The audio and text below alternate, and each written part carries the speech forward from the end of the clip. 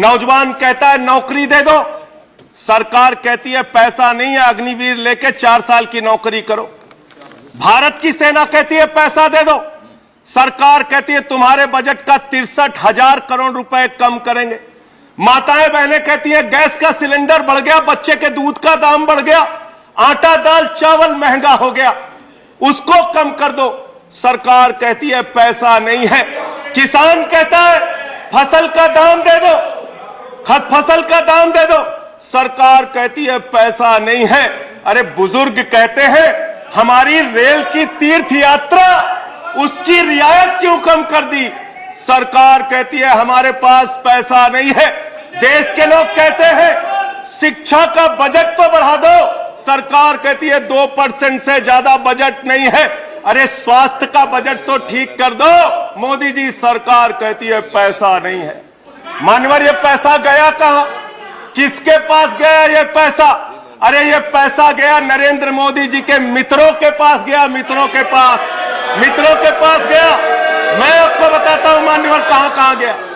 20,000 करोड़ रुपए लेके नीरव मोदी मेहुल चौकसी भाग गया, 10,000 करोड़ रुपए लेके विजय माल्या भाग गया, 3,000 करोड़ रुपए लेके ललित मोदी भाग गया, 6,000 करोड़ लेके नितिन संदेशरा भाग गया। और ये मेरी जानकारी नहीं है, ये मेरी जानकारी नहीं मान्यवर, इस सरकार ने बताया पूंजीपतियों का 11 लाख करोड़ रुपए माफ किया। 11 लाख करोड़ रुपए आप जीरो लगाते लगाते थक जाएंगे मान्यवर, इतना पैसा इन्होंने पूंजीपतियों को माफ किया।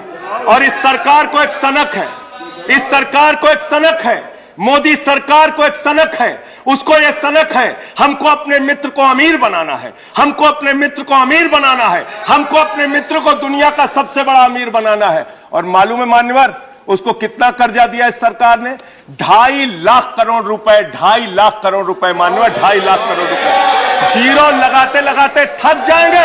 एक इंसान को 2.5 लाख करोड़ रुपए और बच्चे के दूध पे टैक्स लगाते हो, आटा दाल चावल पे टैक्स लगाते हो, हिंदुस्तान के गरीब आदमी का खून चूसने का काम करते हो। सरकार किसके लिए चल रही मान्यवर? यह सरकार किसके लिए चल रही है? इसको ध्यान से हमें सोचना पड़ेगा। जब हम इसी सदन में किसान के काले कानून का विरोध कर रहे थे, हमें सस्पेंड करके बाहर कर दिया गया। 1 साल के बाद यह सरकार कहती है अब हमें होश आ गया, हमारी तपस्या में कमी रह गई, हम काला कानून वापस ले रहे हैं।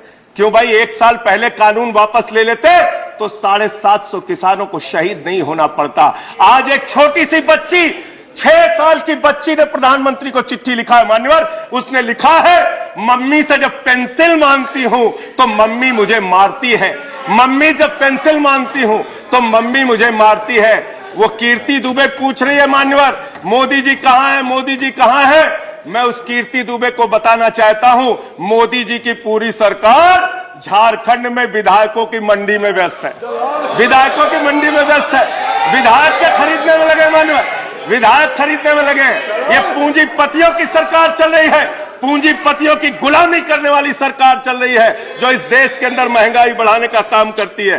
गरीब के लिए खाने के लिए पैसा नहीं, 800 दवाओं पर, कैंसर की दवा पे, किडनी की दवा पे, टीबी की दवा पे आपने दाम बढ़ा दिया, आपने अस्पताल के कमरे तक पे दाम बढ़ा दिया।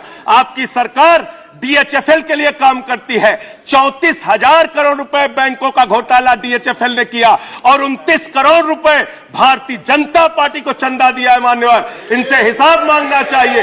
क्यों नहीं जाती ईडी इनके पास, क्यों नहीं जाती CBI इनके पास? इनसे सवाल पूछना चाहिए।